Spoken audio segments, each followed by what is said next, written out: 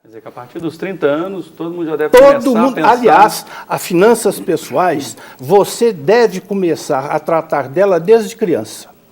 Há pouco, nós vimos um programa onde mostrou que em Singapura, que hoje, na minha época de estudante, 40, 50 anos atrás, era o quintal do mundo, hoje é um dos países mais desenvolvidos. E por quê? Porque focou na educação o seu processo de desenvolvimento. E nesse foco mostraram para as crianças como é importante, a partir daquela idade, ela desenvolver a sua habilidade no controle de suas finanças. Criar planejamento para o futuro. O planejamento é fundamental. Então, às vezes me perguntam, escuta, o idoso pode fazer um empréstimo consignado? No princípio, e até hoje, eu acho que tem que ser usado esse empréstimo com muito cuidado.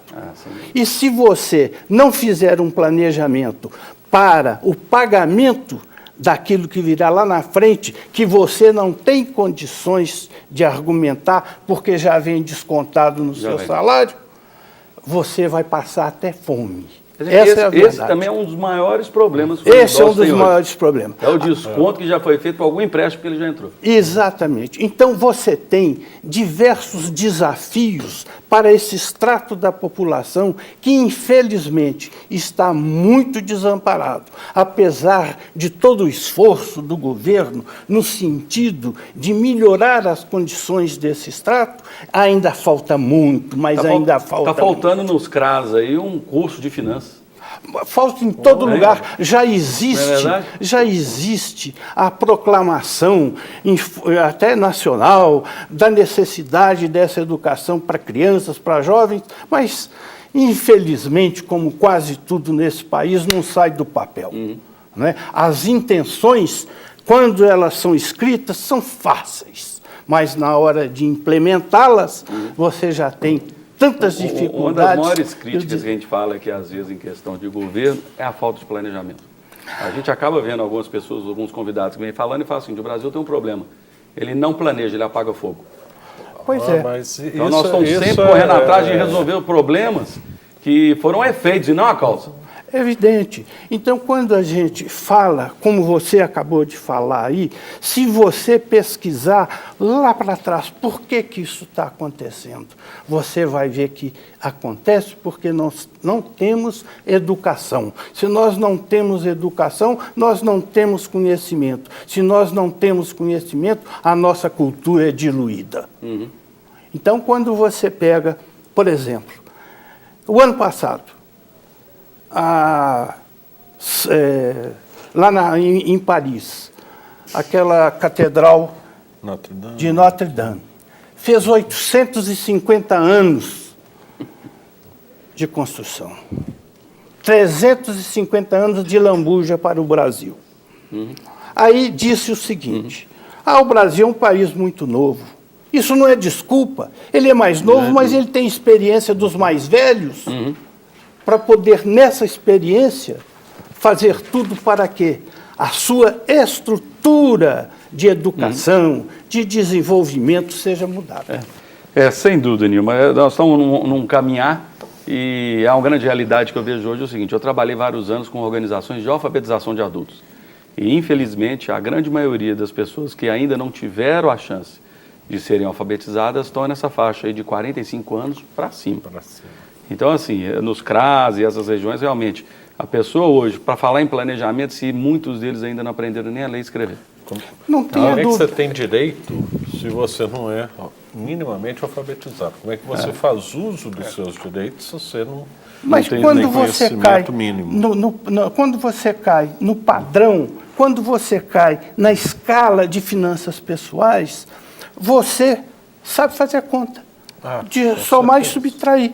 Você sabe que se você gasta 9 e ganha 8, o seu saldo vai ser negativo.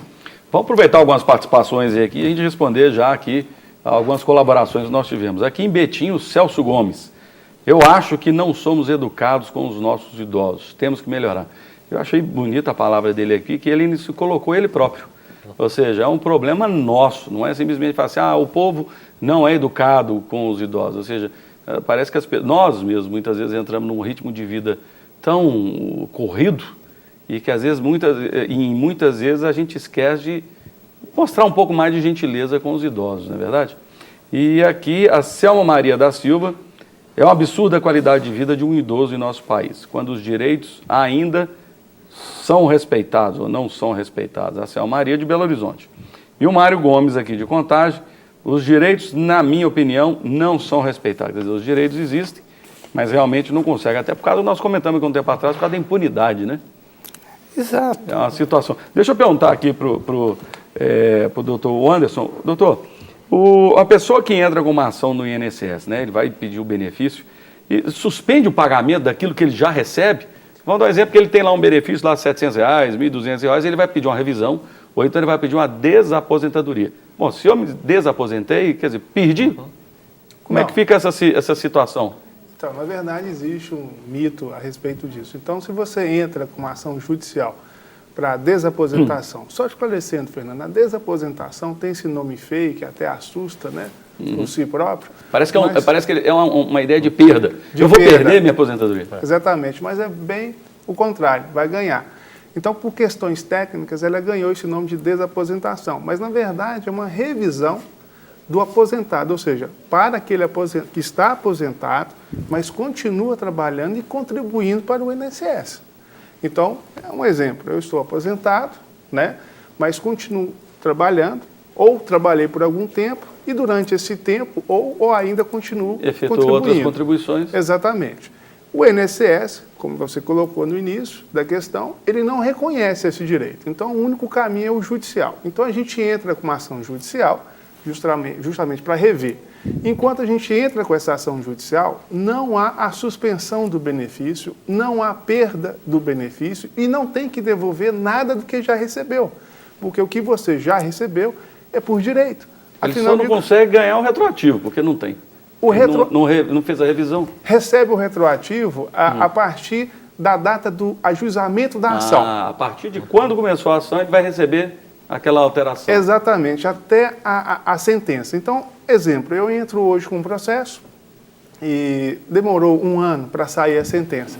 Então, o retroativo é 1 ano, né, da diferença desse aumento. Então, o que a gente faz? A gente primeiro faz um cálculo para descobrir exatamente o valor que vai aumentar a sua aposentadoria, né? Então, respondendo novamente, não há suspensão do pagamento da aposentadoria, não há a devolução desse valor. Ele continua recebendo naturalmente, como sempre recebeu.